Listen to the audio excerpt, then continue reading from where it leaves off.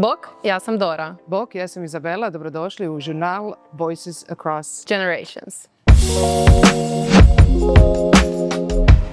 Dora, između nas je 20 godina, a osjećam ponekad kao da je to i 20 svjetlosnih godina, generacijski.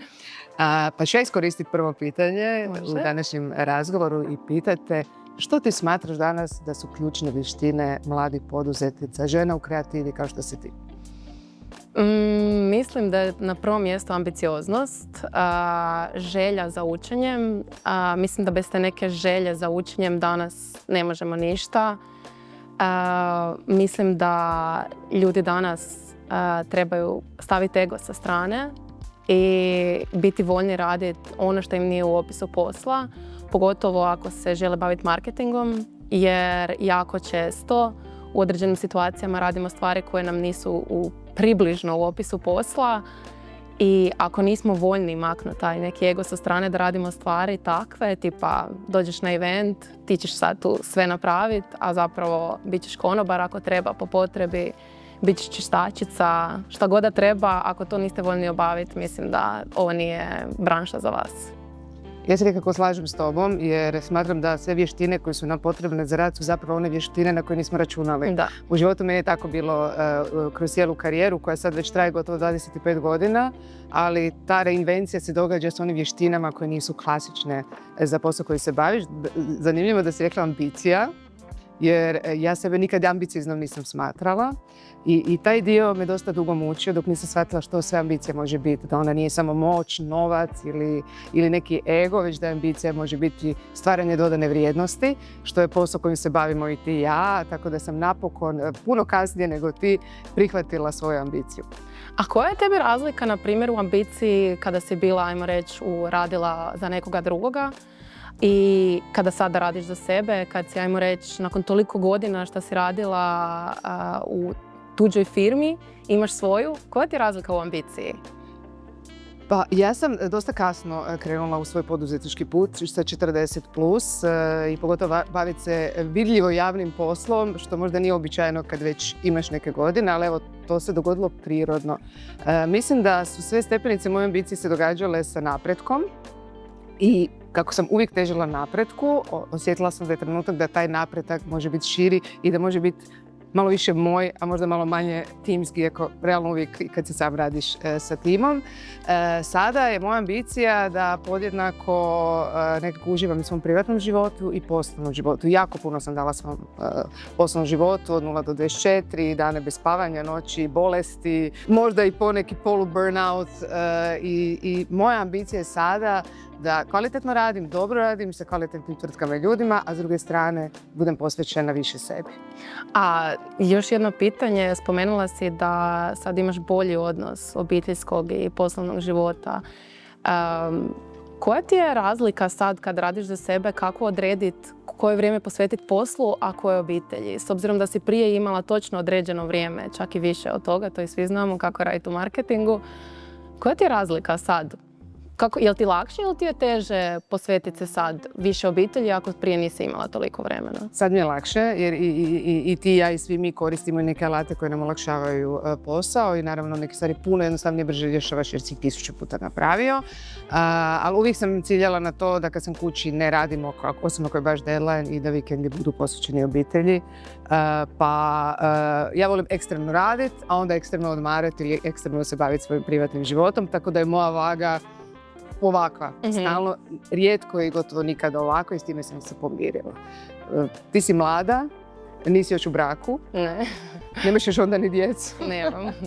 Kako ti gledaš na neki svoj cilj tog ritma, kvalitetnog ritma privatnog posla? Iskreno, ja mogu reći da ja tu još učim i da možda nemam zdravi ritam i okej mi je trenutačno posvetiti se u potpunosti poslu i raditi više nego šta je možda normalno. Sad, šta je normalno, svako ima svoju neku definiciju, ali okej mi je da većina moga vremena ide na posao i mislim da ako to nije sad tako, ne znam kad će biti.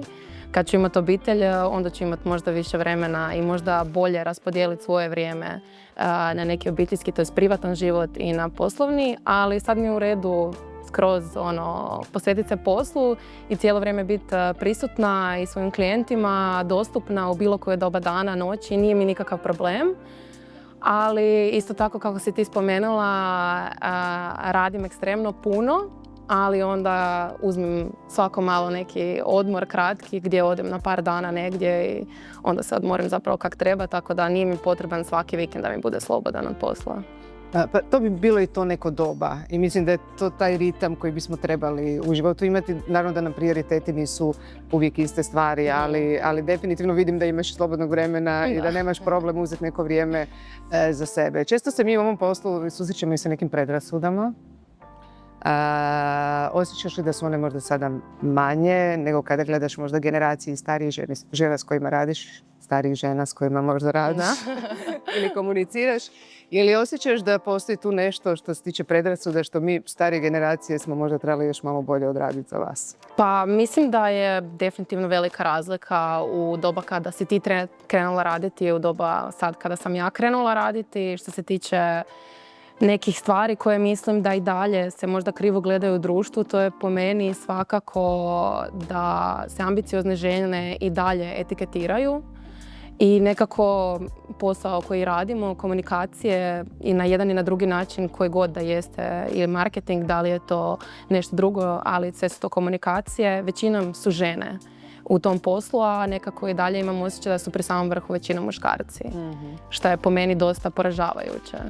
Jer ako sve ispod neke poslove obavljaju žene, zašto ne bi na samom vrhu bile žene? Tako da i dalje imam osjećaj da se osjeti neki jaz u tome. Sad, šta je moglo biti drugačije, ne znam, mislim da se s vremenom će možda biti drugačije. Što tebe motivira? Rekla si ambicije, ali koji bi bio neki tvoj moto koji bi te vodio kroz... Kroz posao, moto koji me vodi je snaga priče. I mislim da koji god dio marketinga neko obavlja, bilo to eventi ili social, šta god da netko radi, sve je to priča koja se priča. I ako je ta priča autentična, ona je dobro primljena kod publike. Tako da ja svaki projekt koji radim zamislim u svojoj glavi kao neku priču koju ja moram ispričati i podijeliti sa ljudima. I ja mislim ako je dobro ispričam, da onda ljudi mogu rezonirati sa time. Tako da ajmo reći da je to možda moj neki moto u poslu. A neki moto motivacijski kao tvoj unutarnji? Pa unutarnji... Nešto si čula, vidjela ili nešto ti je rečeno? Pa mogu reći kad sam bila mlađa, naravno gledala sam Seksi grad kao i svaka druga cura mojih godina. I mojih godina. Tako da u početku je bilo da mama ne vidi na HRT-u se puštao. I gledala sam Samanthu koja je radila tad PR.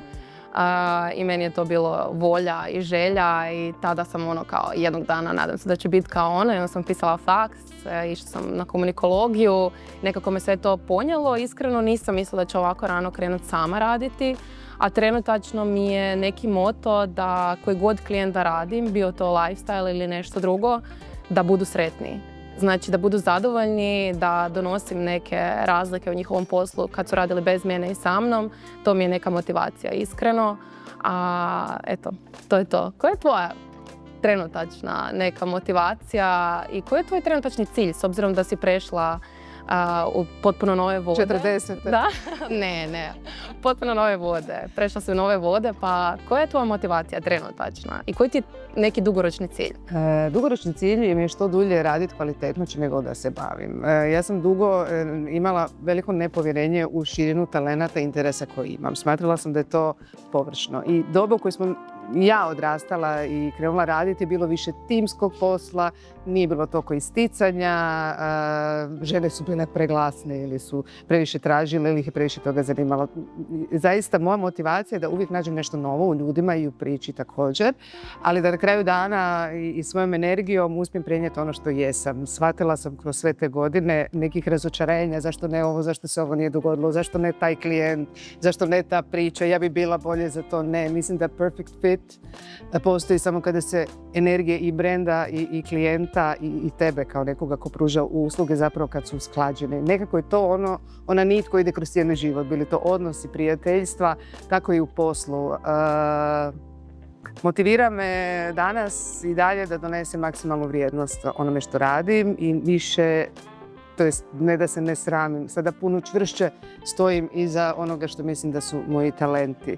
I nekako taj renesansni način pristupa životu i poslu me uvijek inspiriraju i nikada neće stati. A da se sad možeš vratiti u tipa studentske dane, koji bi savjet dala sama sebi? Savjet sebi, recimo žao mi je bilo da možda prije nisam čula ili počela razumjeti ono što kad Dolly Parton kaže find out who you are and do it on purpose. To je to povjerenje u sebe i ono što jesi, jer je to ono s čime će ljudi na kraju raditi. Ali savjet bi bio da... Ja sam se 25 godina bavila novinarstvom i uvijek sam pričala tuđe priče. I nisam stigla doći do svoje priče. I motivacija možda i tog mog sada prelaska u samostalne vode da ja mogu pričati svoju priču. Jer svako je vrijedan da ispriča svoju priču maksimalno. Jako lijepo. Gdje ti sebe vidiš? Iskreno, trenutačno šta zamišljam da se jednoga dana ostvari je da imam svoju agenciju.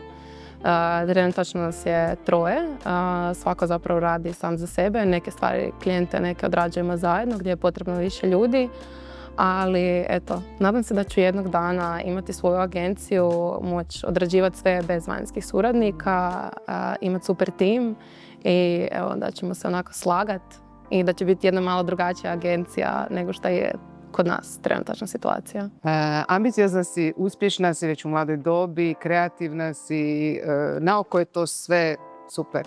Što ti još nedostaje? Što osjećaš od svojih vještina koje bi voljela možda još malo jačati? Jer je realno prirodno u toj dobi.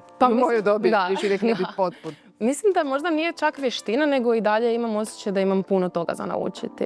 I super mi je raditi sa klijentima koji su u branšama koje su meni zanimljive, jer imam osjećaj da od svakoga nešto imam za naučiti. I zapravo mislim da je super taj način pristupa ljudima, s obzirom da sam mlada i s obzirom da u ovom poslu stvarno sve se mijenja svaki dan, novi alati dolaze svaki dan i stvarno mislim da trebamo objeručke prihvatiti sve što nam dolazi.